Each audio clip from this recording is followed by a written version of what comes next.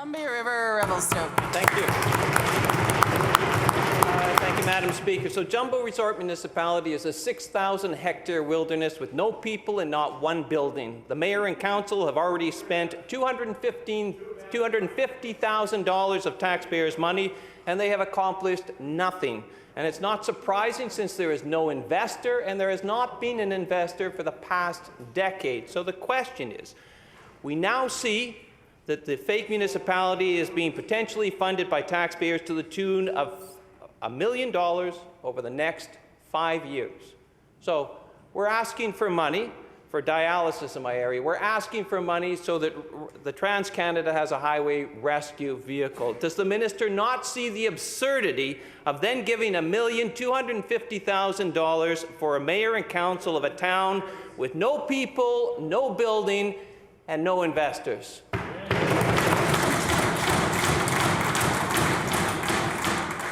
Minister for Community, Sport and Cultural Development.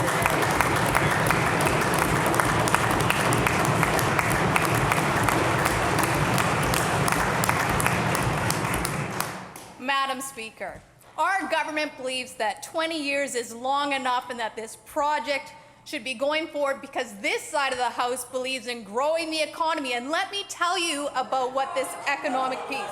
The planned $450 million resort will ultimately include 5,500 bed units and a 104-hectare resort-based area. It will provide approximately 3,750 person-years of construction employment and create 750 to 800 permanent full-time jobs. We believe in jobs. We believe in growing the economy, and this project is good.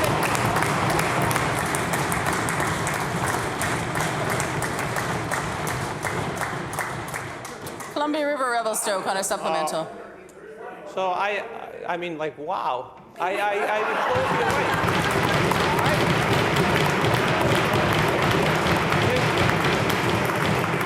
wait. So you, at some point, need an investor before you get that outcome. I'm sure the minister knows that. All right, so we have real needs. The minister intends to spend $1 million over the next 5 years, having wasted $250,000. There are real needs for that money. We've asked for dialysis service. No, there's no provincial money for that. We asked for an abattoir. No provincial money for that. We ask for a rescue truck so that people on the Trans-Canada who are injured can actually be saved. No money for that. But the minister still seriously says it's a wise investment to spend $1 million over the next 5 years for a mayor and council that has no people, no buildings, and no investor. How does that make sense at all?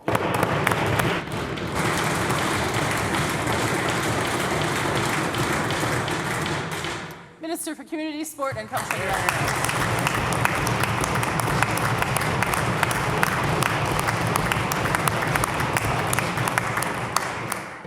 Well, Madam Speaker, the citizens of British Columbia spoke up and they said that we pay for these types of items that are so crucial, so important for people by growing the economy. And let me stand correct.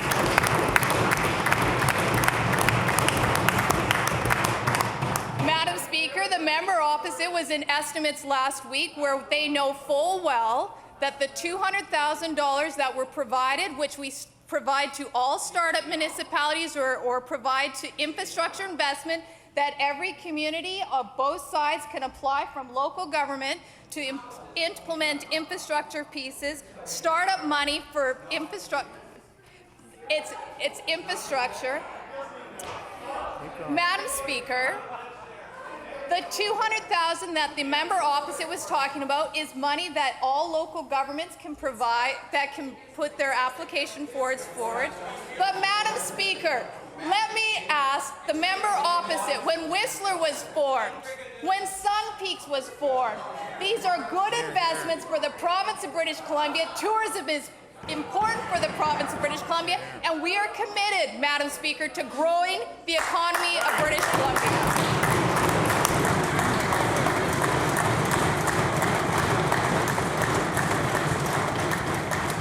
recognize the member for Nelson Creston. Madam Speaker, no one in the Kootenays voted for a government to spend $1 million on a fake municipality without a single resident, without a single pub, without a hospital, without a school, without a house. There isn't even a street there, and if she would take the time to drive up there, she would know that, Madam Speaker. While this government, and the minister seems to be very proud of this, found $1 million for this fake municipality without a single resident, they said they could not afford $1 million to help victims of the Johnson's Landing mudslide with a buyout program similar to the one offered to North Vancouver residents in 2005.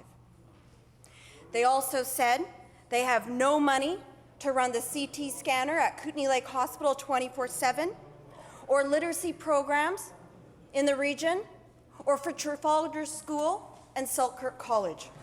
They have money for a fake municipality that is run by the Minister of Energy's buddies, that is only invested by the Minister of Energy's buddies. Pose your question.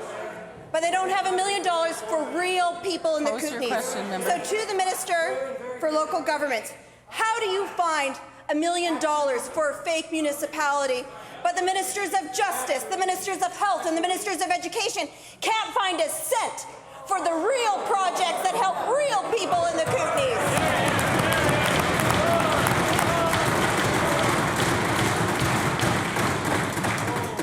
Minister of Community, Sport and Cultural Development.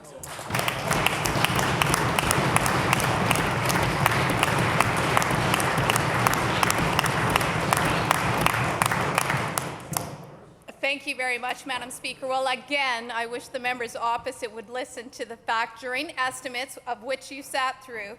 That $200,000 was provided for the startup of the municipality. Small community grants are available to local governments to assist them in providing services and hiring qualified staff. Grants are based on a formula that factors in the base amount and other information.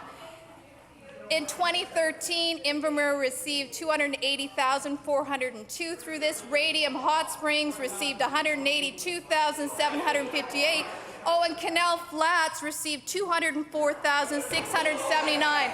But, Madam Speaker, the final thing, in 1975, by an NDP government, Whistler was formed in just the same way. Madam Speaker, we're going to grow this economy, we're going to provide jobs, and make sure we can provide the services that are so important to British Columbians across the province of British Columbia.